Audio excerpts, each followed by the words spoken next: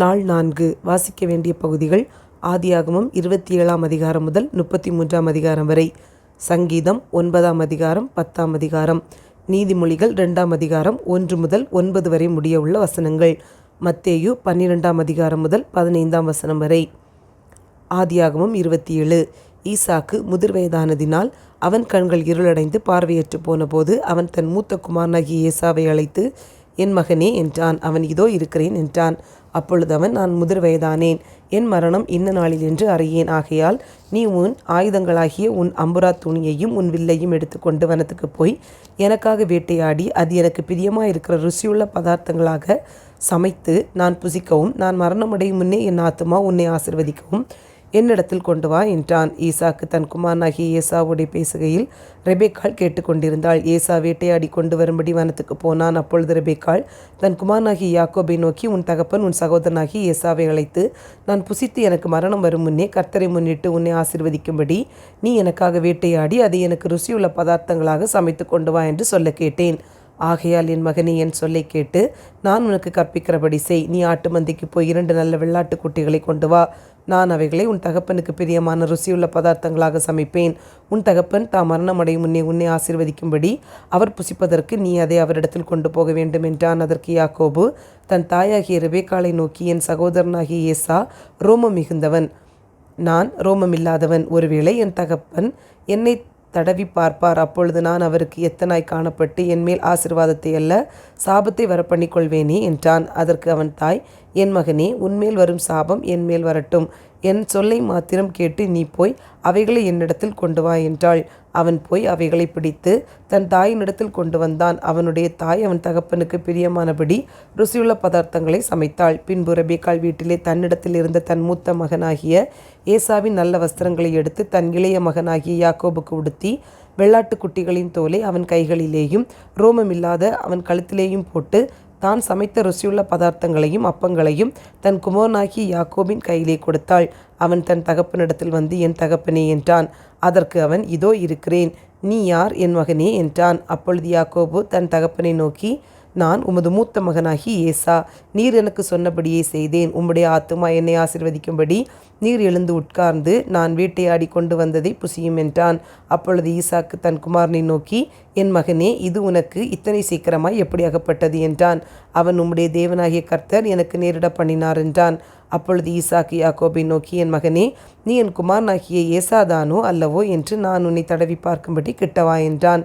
யாக்கோபு தன் தகப்பனாகிய ஈசாக்கு அண்டையில் கிட்ட போனான். அவன் இவனை தடவி பார்த்து, சத்தம் யாக்கோபின் சத்தம், கைகளோ ஏசாவின் கைகள் என்று சொல்லி, அவனுடைய கைகள் அவன் சகோதரனாகிய ஏசாவின் கைகளைப் போல ரோமமுள்ளவைகளாய் இருந்தபடியினாலே இன்னான் என்று அறியாமல் அவனை ஆசீர்வதித்து, நீ என் குமாரனாகிய ஏசாதானோ என்றான். அவன், நான் தான் என்றான். அப்பொழுது அவன், என் குமாரனே, நீ வேட்டையாடி கொண்டு வந்ததை நான் புசித்து என் ஆத்துமா உன்னை ஆசீர்வதிக்கும்படி அதை என் கிட்ட கொண்டு வா என்றான்.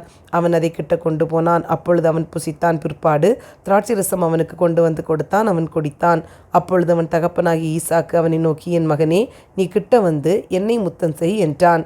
அவன் கிட்ட போய் அவனை முத்தம் செய்தான். அப்பொழுது அவனுடைய வஸ்திரங்களின் வாசனையை மோந்து, இதோ என் குமாரனுடைய வாசனை கர்த்தர் ஆசீர்வதித்த வயல்வெளியின் வாசனையை போல் இருக்கிறது. தேவன் உனக்கு வானத்து பனியையும் பூமியின் கொழுமையையும் கொடுத்து மிகுந்த தானியத்தையும் திராட்சை ரசத்தையும் தந்தருளுவாராக. ஜனங்கள் உன்னை சேவிக்கவும் ஜாதிகள் உன்னை வணங்கவும் கடவர்கள். உன் சகோதரருக்கு எஜமானனாயிருப்பாய்.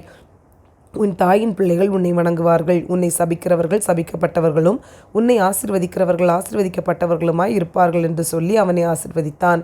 ஈசாக்கு யாக்கோபை ஆசீர்வதித்து முடிந்தபோது யாக்கோபு தன் தகப்பனாகிய ஈசாக்கின் சமூகத்தை விட்டு புறப்பட்ட உடனே அவன் சகோதரனாகிய ஏசா வேட்டையாடி வந்து சேர்ந்தான். அவனும் ருசியுள்ள பதார்த்தங்களை சமைத்து தன் தகப்பன் அண்டைக்கு கொண்டு வந்து தகப்பனை நோக்கி, உம்முடைய ஆத்துமா என்னை ஆசீர்வதிக்கும்படி என் தகப்பனார் எழுந்திருந்து உம்முடைய குமாரனாகிய நான் வேட்டையாடி கொண்டு வந்ததை புசிப்பாராக என்றான். அப்பொழுது அவன் தகப்பனாகிய ஈசாக்கு, நீ யார் என்றான். அதற்கு அவன், நான் உமது மூத்த மகனாகி ஏசா என்றான். அப்பொழுது ஈசாக்கு மிகவும் பிரமித்து நடுங்கி, வேட்டையாடி எனக்கு கொண்டு வந்தானே, அவன் யார்? நீ வரும் முன்னே அவை எல்லாவற்றிலும் நான் புசித்து அவனை ஆசீர்வதித்தேனே, அவன் ஆசீர்வதிக்கப்பட்டவனாகவும் இருப்பான் என்றான். ஏசா தன் தகப்பனுடைய வார்த்தைகளை கேட்டவுடனே மிகவும் மனங்கசந்து உரத்த சத்தமிட்டு அலறி தன் தகப்பனை நோக்கி, என் தகப்பனே, என்னையும் ஆசீர்வதியும் என்றான். அதற்கு அவன், உன் சகோதரன் தந்திரமாய் வந்து உன்னுடைய ஆசீர்வாதத்தை பெற்றுக்கொண்டான் என்றான். அப்பொழுது அவன் பேர் யாக்கோபு எனப்படுவது சரியல்லவா? இதோடு 2 தரம் என்னை மோசம் போக்கினான். என் சேஷ்ட புத்திர பாகத்தை எடுத்துக்கொண்டான். இதோ இப்பொழுது என் ஆசீர்வாதத்தையும் வாங்கி கொண்டான் என்று சொல்லி, நீர் எனக்கு ஒரு ஆசீர்வாதத்தையாகிலும் வைத்து வைக்கவில்லையா என்றான். ஈசாக்கு ஏசாவுக்கு பிரதித்திரமாக, இதோ நான் அவனை உனக்கு எஜமானாக வைத்தேன். அவன் சகோதரர் எல்லாரையும் அவனுக்கு ஊழியக்காரராக கொடுத்து அவனை தானியத்தினாலும் திராட்சரசத்தினாலும் ஆதரித்தேன். இப்பொழுதும் என் மகனே, நான் உனக்கு என்ன செய்வேன் என்றான். ஏசா தன் தகப்பனை நோக்கி, என் தகப்பனே, இந்த ஒரே ஆசீர்வாதம் மாத்திரமா உம்மிடத்தில் உண்டு?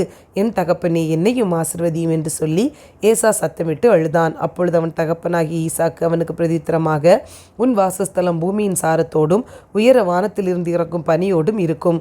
உன் பட்டயத்தினாலே நீ பிழைத்து உன் சகோதரனை சேவிப்பாய். நீ மேற்கொள்ளும் காலம் வரும்போதோ உன் கழுத்தில் இருக்கிற அவனுடைய நுகத்தடியை முறித்து போடுவாய் என்றான்.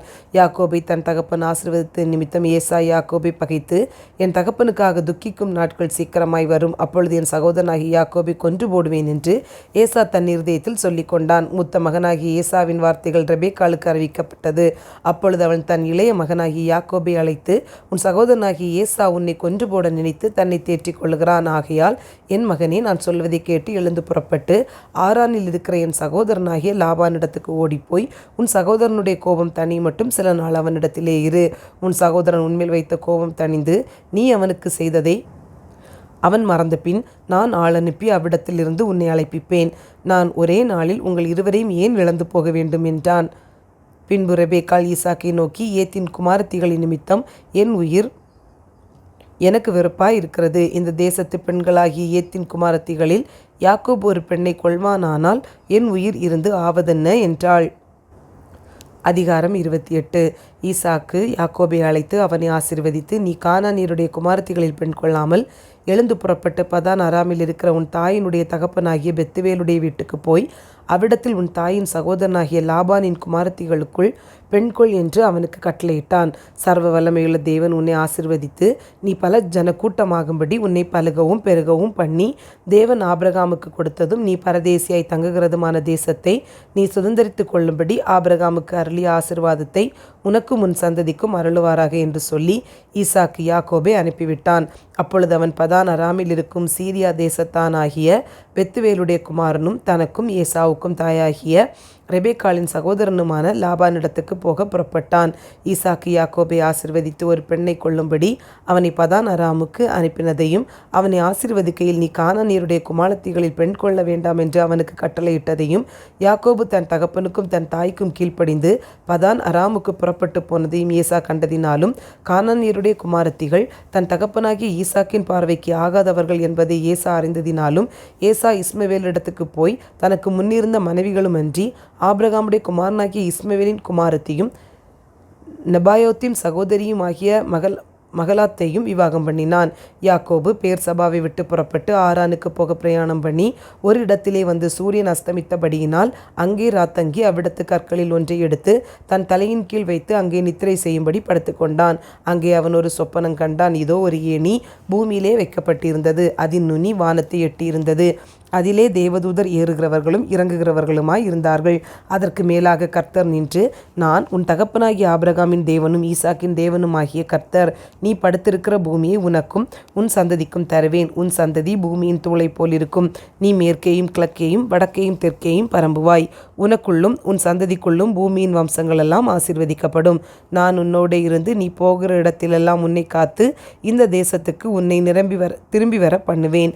நான் உனக்கு சொன்னதை செய்யும் அளவும் உன்னை கைவிடுவதில்லை என்றார். யாக்கோபு நித்திரை தெளிந்து விழித்தபோது, மெய்யாகவே கர்த்தர் இந்த ஸ்தலத்தில் இருக்கிறார், இதை நான் அறியாதிருந்தேன் என்றான். அவன் பயந்து, இந்த ஸ்தலம் எவ்வளவு பயங்கரமாய் இருக்கிறது, இது தேவனுடைய வீடே அல்லாமல் வேறல்ல, இது வானத்தின் வாசல் என்றான். அதிகாலையிலே யாக்கோபு எழுந்து தன் தலையின் கீழ் வைத்திருந்த கல்லை எடுத்து அதை தூணாக நிறுத்தி அதன் மேல் எண்ணெய் வார்த்து அந்த ஸ்தலத்திற்கு பெத்தேல் என்று பெயரிட்டான். அதற்கு முன்னே அவ்வூருக்கு லூஸ் என்னும் பேர் இருந்தது. அப்பொழுது யாக்கோபு, தேவன் என்னோடே இருந்து நான் போகிற இந்த வழியிலே என்னை காப்பாற்றி உன் ஆகாரமும் உடுக்க வஸ்திரமும் எனக்கு தந்து என்னை என் தகப்பன் வீட்டுக்கு சமாதானத்தோடு திரும்பி வர பண்ணுவாரானால் கர்த்தர் எனக்கு தேவனாயிருப்பார். நான் தூணாக நிறுத்தின இந்த கல் தேவனுக்கு வீடாகும். தேவரீர் எனக்கு தரும் எல்லாவற்றிலும் உமக்கு தசம பாகம் செலுத்துவேன் என்று சொல்லி பொருத்தனை பண்ணி கொண்டான். அதிகாரம் 29. யாக்கோபு பிரயாணம் பண்ணி கீழ்த்திசையாரின் தேசத்தில் போய் சேர்ந்தான். அங்கே வயல்வெளியிலே ஒரு கிணற்றையும் அதன் அருகே மடக்கி இருக்கிற 3 ஆட்டு மந்தைகளையும் கண்டான். அந்த கிணற்றிலே மந்தைகளுக்கு தண்ணீர் காட்டுவார்கள். அந்த கிணற்றின் வாய் ஒரு பெரிய கல்லினால் அடைக்கப்பட்டிருந்தது. அவ்விடத்தில் மந்தைகள் எல்லாம் சேர்ந்த பின் கிணற்றின் வாயில் இருக்கும் கல்லை மேய்ப்பர் புரட்டி ஆடுகளுக்கு தண்ணீர் காட்டி மறுபடியும் கல்லை முன்னிருந்தபடி கிணற்றின் வாயில் வைப்பார்கள். யாக்கோபு அவர்களை பார்த்து, சகோதரரே, நீங்கள் எவ்விடத்தார் என்றான். அவர்கள், நாங்கள் ஆரான் ஊரார் என்றார்கள். அப்பொழுது அவன், நாகோரின் குமாரனாகிய லாபானை அறிவீர்களா என்று கேட்டான். அறிவோம் என்றார்கள். அவன் சுகமாய் இருக்கிறானா என்று விசாரித்தான். அதற்கு அவர்கள், சுகமாய் இருக்கிறான். அவன் குமாரத்தியாகிய ராகேல் அதோ ஆடுகளை ஓட்டி கொண்டு வருகிறாள் என்று சொன்னார்கள். அப்பொழுது அவன், இன்னும் வெகு பொழுது இருக்கிறதே, இது மந்தைகளை சேர்க்கிற வேலை அல்லவே, ஆடுகளுக்கு தண்ணீர் காட்டி இன்னும் மேய விடலாம் என்றான். அதற்கு அவர்கள், எல்லா மந்தைகளும் சேரும் முன்னே அப்படி செய்யக்கூடாது. சேர்ந்த பின் கிணற்றின் வாயிலுள்ள கல்லை புரட்டுவார்கள். அப்பொழுது ஆடுகளுக்கு தண்ணீர் காட்டுவோம் என்றார்கள். அவர்களோடு அவன் பேசி கொண்டிருக்கும் போதே தன் தகப்பனுடைய ஆடுகளை மேய்த்து கொண்டிருந்த ராகேல் அந்த ஆடுகளை ஓட்டி கொண்டு வந்தாள். யாக்கோபு தன் தாயின் சகோதரனான லாபானுடைய குமாரத்தியாகிய ராகேலையும் தன் தாயின் சகோதரனாகிய லாபானின் ஆடுகளையும் கண்டபோது யாக்கோபு போய் கிணற்றின் வாயிலிருந்த கல்லை புரட்டி தன் தாயின் சகோதரனாகிய லாபானின் ஆடுகளுக்கு தண்ணீர் காட்டினான். பின்பு யாக்கோபு ராகேலை முத்தம் செய்து சத்தமிட்டு அழுது தான் அவள் தகப்பனுடைய மருமகன் என்றும் ரெபேக்காளின் குமாரன் என்றும் ராகேலுக்கு அறிவித்தான். அவள் ஓடிப்போய் தன் தகப்பனுக்கு அறிவித்தாள். லாபான் தன் சகோதரியின் குமாரனாகிய யாக்கோபுடைய செய்தியை கேட்டபோது அவனுக்கு எதிர்கொண்டோடி அவனை கட்டிக்கொண்டு முத்தம் செய்து தன் வீட்டுக்கு அழைத்து கொண்டு போனான். அவன் தன் காரியங்களை எல்லாம் விவரமாய் லாபானுக்கு சொன்னான். அப்பொழுது லாபான், நீ என் எலும்பும் என் மாம்சமுமானவன் என்றான். 1 மாதம் வரைக்கும் யாக்கோபு அவனிடத்தில் தங்கினான். பின்பு லாபான் யாக்கோபை நோக்கி, நீ என் மருமகனாய் இருப்பதினால் சும்மா எனக்கு வேலை செய்யலாமா? சம்பளம் எவ்வளவு கேட்கிறாய் சொல் என்றான். லாபானுக்கு 2 குமாரத்திகள் இருந்தார்கள். மூத்தவள் பேர் லேயாள், இளையவள் பேர் ராகேல். லேயாளுடைய கண்கள் கூச்சப்பார்வையாய் இருந்தது. ராகேலோ ரூபவதியும் பார்வைக்கு அழகுள்ளவளுமாயிருந்தாள். யாக்கோபு ராகேல் பேரில் பிரியப்பட்டு, உம்முடைய இளைய குமாரத்தியாகிய ராகேலுக்காக உம்மிடத்தில் 7 வருஷம் வேலை செய்கிறேன் என்றான். அதற்கு லாபான், நான் அவளை அந்நிய புருஷனுக்கு கொடுக்கிறதை பார்க்கிலும் அவளை உனக்கு கொடுக்கிறது உத்தமம். என்னிடத்தில் தரித்திரு என்றான். அந்தபடியே யாக்கோபு ராகேலுக்காக 7 வருஷம் வேலை செய்தான். அவள் பேரில் இருந்த பிரியத்தினாலே அந்த வருஷங்கள் அவனுக்கு கொஞ்ச நாளாக தோன்றினது. பின்பு யாக்கோபு லாபானை நோக்கி, என் நாட்கள் நிறைவேறினபடியால் என் மனைவியினிடத்தில் நான் சேரும்படி அவளை எனக்கு தர வேண்டும் என்றான். அப்பொழுது லாபான் அவ்விடத்து மனிதர் எல்லாரையும் கொடிவர செய்து விருந்து பண்ணினான். அன்று இரவில் அவன் தன் குமாரத்தியாகிய லேயாளை அழைத்து கொண்டு போய் அவனிடத்தில் விட்டான். அவளை அவன் சேர்ந்தான். லாபான் தன் வேலைக்காரியாகிய சில்பாளை தன் குமாரத்தியாகிய லேயாளுக்கு வேலைக்காரியாக கொடுத்தான். காலையிலே இதோ அவள் லேயாள் என்று யாக்கோபு கண்டு லாபானை நோக்கி, ஏன் எனக்கு இப்படி செய்தீர்? ராகேலுக்காக அல்லவா உம்மிடத்தில் வேலை செய்தேன், பின்னே ஏன் எனக்கு வஞ்சகம் பண்ணினீர் என்றான். அதற்கு லாபான், மூத்தவள் இருக்க இளையவளை கொடுப்பது இவ்விடத்து வழக்கமல்ல. இவளுடைய 7 நாளையும் நிறைவேற்றும். அவளையும் உனக்கு தருவேன். அவளுக்காகவும் நீ இன்னும் 7 வருஷம் என்னிடத்தில் வேலை செய் என்றான். அந்தபடி யாக்கோபு இவளுடைய 7 நாளை நிறைவேற்றினான். அப்பொழுது தன் குமாரத்தியாகிய ராகேலையும் அவனுக்கு மனைவியாக கொடுத்தான். மேலும் லாபான் தன் வேலைக்காரியாகிய பில்காளை தன் குமாரத்தியாகிய ராகேலுக்கு வேலைக்காரியாக கொடுத்தான். யாக்கோபு ராகேலையும் சேர்ந்தான். லேயாளை பார்க்கிலும் ராகேலை அவன் அதிகமாய் நேசித்து பின்னும் 7 வருஷம் அவனிடத்தில் சேவித்தான். லேயாள் அற்பமாய் எண்ணப்பட்டாள் என்று கர்த்தர் கண்டு அவள் கர்ப்பம் தரிக்கும்படி செய்தார். ராகேலோ மலடியாயிருந்தாள். லேயாள் கர்ப்பவதியாகி ஒரு குமாரனை பெற்று, கர்த்தர் என் சிறுமையை பார்த்தருளினார், இப்பொழுது என் புருஷன் என்னை நேசிப்பார் என்று சொல்லி அவனுக்கு ரூபன் என்று பெயரிட்டாள்.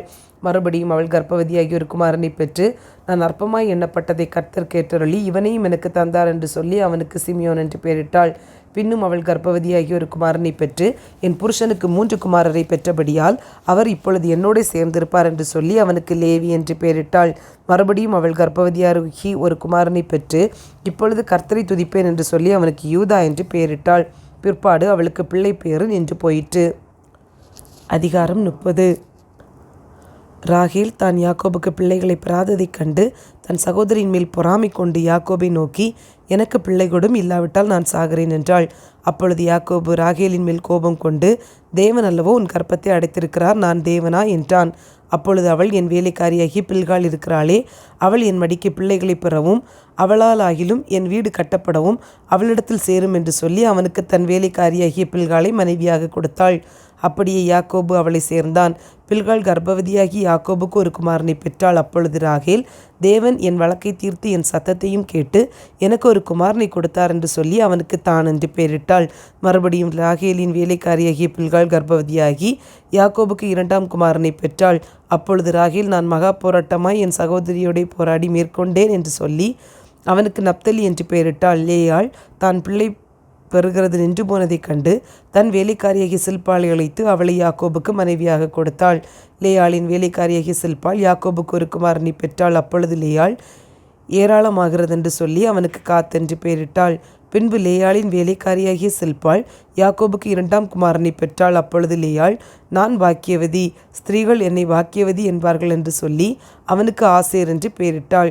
கோதுமை அறுப்பு நாட்களிலே ரூபன் வயல்வெளியிலே போய் தூதாயும் கனிகளை கண்டெடுத்து அவைகளை கொண்டு வந்து தன் தாயாகிய லேயாளிடத்தில் கொடுத்தான். அப்பொழுது ராகேல் லேயாளை நோக்கி, உன் குமாரனுடைய தூதாயும் கனியில் சிலவற்றை எனக்கு கொஞ்சம் தா என்றாள். அதற்கு அவள், நீ என் புருஷனை எடுத்துக்கொண்டது அற்ப காரியமா? என் குமாரனுடைய தூதாயும் கனிகளையும் எடுத்துக்கொள்ள வேண்டுமோ என்றாள். அதற்கு ராகேல், உன் குமாரனுடைய தூதாயும் கனிகளுக்கு ஈடாக இன்று இரவு அவர் உன்னோடே சயனிக்கட்டும் என்றாள். சாயங்காலத்தில் யாக்கோபு வெளியிலிருந்து வருகையில் லேயாள் புறப்பட்டு அவனுக்கு எதிர்கொண்டு போய், என் குமாரனுடைய தூதாயும் கனிகளால் உம்மை கொண்டேன், ஆகையால் நீர் என்னிடத்தில் வர வேண்டும் என்றாள். அவன் அன்று இரவு அவளோடே சயனித்தான். தேவன் லேயாளுக்கு செவி கொடுத்தார். அவள் கர்ப்பவதியாகி யாக்கோபுக்கு 5ஆம் குமாரனை பெற்றாள். அப்பொழுது லேயாள், நான் என் வேலைக்காரியின் புருஷனுக்கு கொடுத்த பலனை தேவன் எனக்கு தந்தார் என்று சொல்லி அவனுக்கு இசக்கார் என்று பெயரிட்டாள். அப்புறம் லேயாள் கர்ப்பவதியாகி யாக்கோபுக்கு 6ஆம் குமாரனை பெற்றாள். அப்பொழுது லேயாள், தேவன் எனக்கு நல்ல ஈவை தந்தார், என் புருஷனுக்கு நான் 6 குமாரரை பெற்றபடியால் இப்பொழுது அவர் என்னுடனே வாசம் பண்ணுவார் என்று சொல்லி அவனுக்கு செபுலோன் என்று பெயரிட்டாள். பின்பு அவள் ஒரு குமாரத்தியையும் பெற்று அவளுக்கு தீனாள் என்று பெயரிட்டாள். தேவன் ராகேலை நினைத்து அருளினார். அவளுக்கு தேவன் செவி கொடுத்து அவள் கர்ப்பம் தரிக்கும்படி செய்தார். அவள் கர்ப்பவதியாகி ஒரு குமாரனை பெற்று தேவன் என் நிந்தையை நீக்கிவிட்டார் என்றும் இன்னும் ஒரு குமாரனை கர்த்தர் எனக்கு தருவார் என்றும் சொல்லி அவனுக்கு யோசேப்பு என்று பெயரிட்டாள். ராகேல் யோசேப்பை பெற்றபின் யாக்கோபு லாபானை நோக்கி, நான் என் ஸ்தானத்திற்கும் என் தேசத்திற்கும் போக என்னை அனுப்பிவிடும். நான் உமக்கு ஊழியம் செய்து சம்பாதித்த என் மனைவிகளையும் என் பிள்ளைகளையும் எனக்கு தாரும், நான் போவேன். நான் உம்மிடத்தில் சேவித்த சேவகத்தை அறிந்திருக்கிறீர் என்றான். அப்பொழுது லாபான், உன் கண்களில் எனக்கு தயவு கிடைத்ததேயானால் நீ இரு, உன் நிமித்தம் கர்த்தர் என்னை ஆசீர்வதித்தார் என்று குறிப்பினால் அறிந்தேன். உன் சம்பளம் இன்னதென்று எனக்கு சொல், நான் அதை தருவேன் என்றான். அதற்கு அவன், நான் உம்மை சேவித்த விதமும் உம்முடைய மந்தை என்னிடத்தில் இருந்த விதமும் அறிந்திருக்கிறீர். நான் வருமுன்னே உமக்கு இருந்தது கொஞ்சம், நான் வந்த பின் கர்த்தர் உம்மை ஆசீர்வதித்ததினால் அது மிகவும் பெருகியிருக்கிறது. இனி நான் என் குடும்பத்துக்கு சம்பாத்தியம் பண்ணுவது எப்பொழுது என்றான். அதற்கு அவன், நான் உனக்கு என்ன தர வேண்டும் என்றான். யாக்கோபு, நீர் எனக்கு ஒன்றும் தர வேண்டியதில்லை, நான் சொல்லுகிறபடி நீர் எனக்கு செய்தால் உம்முடைய மந்தையை திரும்ப மேய்த்து காப்பேன். நான் இன்றைக்கு போய் உம்முடைய மந்தைகளை எல்லாம் பார்வையிட்டு அவைகளில் புள்ளியும் வரியும் கலப்புமுள்ள செம்மறியாடுகளையும் வரியும் புள்ளியும் உள்ள வெள்ளாடுகளையும் பிரித்து விடுகிறேன். அப்படிப்பட்டவைகள் இனி எனக்கு சம்பளமாயிருக்கட்டும். அப்படியே இனிமேல் என் சம்பளமாகியவற்றை நீர் பார்வையிடும் போது என் நீதி விளங்கும். புள்ளியும் வரியும் இல்லாத வெள்ளாடுகளும் கருப்பான செம்மறியாடுகளும் என் வசத்தில் இருந்தால் அவையெல்லாம் என்னால் திருடி கொள்ளப்பட்டவைகளாய் எண்ணப்படட்டும் என்றான். அதற்கு லாபான், நீ சொன்னபடியே ஆகட்டும் என்று சொல்லி அந்நாளிலே கலப்பு நிறமும் வரியும் உள்ள வெள்ளாட்டு கடாக்களையும் புள்ளியும் வரியும் உள்ள வெள்ளாடுகள் யாவையும் சற்று வெண்மையும் கருமையும் உள்ள செம்மறியாடுகள் யாவையும் பிரித்து தன் குமாரனிடத்தில் ஒப்புவித்து தனக்கும் யாக்கோபுக்கும் இடையில் 3 நாள் பிரயாண தூரத்தில் இருக்கும்படி வைத்தான். லாபானுடைய மற்ற ஆடுகளை யாக்கோபு மேய்த்தான். பின்பு யாக்கோபு பச்சையாக இருக்கிற புன்னை வாதுமை அர்மோன் என்னும் மரங்களின் கொப்புகளை வெட்டி இடையிலே வெண்மை தோன்றும்படி பட்டையை உரித்து தான் உரித்த கொப்புகளை ஆடுகள் தண்ணீர் குடிக்க வரும் கால்வாய்களிலும் தொட்டிகளிலும் ஆடுகளுக்கு எதிராக போட்டு வைப்பான். ஆடுகள் தண்ணீர் குடிக்க வரும்போது பொலிவதுண்டு. ஆடுகள் அந்த கொப்புகளுக்கு முன்பாக பொலிந்தபடியால் அவைகள் கலப்பு நிறமுள்ளதும் புள்ளியுள்ளதும் வரியுள்ளதுமான குட்டிகளை போட்டது. அந்த ஆட்டுக்குட்டிகளை யாக்கோபு பிரித்து கொண்டு ஆடுகளை லாபானுடைய மந்தையில் இருக்கும் கலப்பு நிறமானவைகளுக்கும் கருப்பானவைகளுக்கெல்லாவற்றிற்கும் எதிராக நிறுத்தி தன் ஆடுகளை லாபானுடைய மந்தையோடு சேர்க்காமல் தனிப்புறமாக வைத்து கொள்வான்.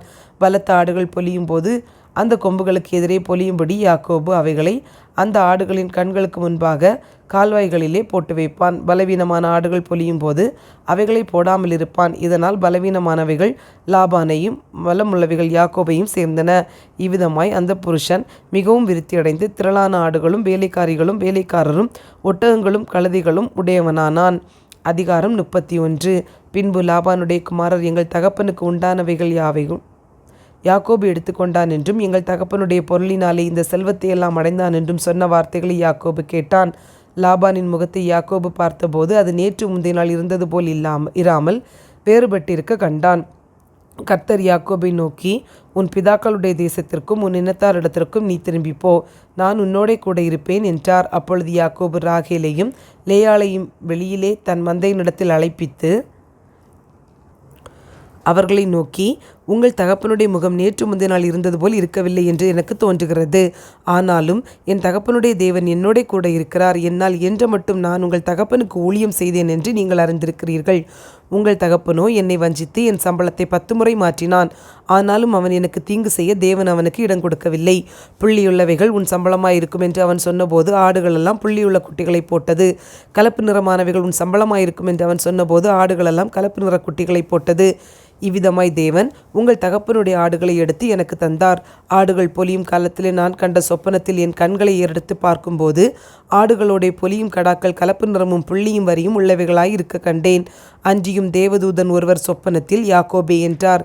இதோ இருக்கிறேன் என்றேன். அப்பொழுது அவர், உன் கண்களை ஏறெடுத்து பார், ஆடுகளோடைய பொலியும் கடாக்கள் எல்லாம் கலப்பு நிறமும் புள்ளியும் வரியுள்ளவைகளுமாய் இருக்கிறது. லாபான் உனக்கு செய்கிற யாவையும் கண்டேன். நீ தூணுக்கு அபிஷேகம் செய்து எனக்கு ஒரு பொருத்தனையை பண்ணின பெத்தேலிலே உனக்கு தரிசனமான தேவன் நானே.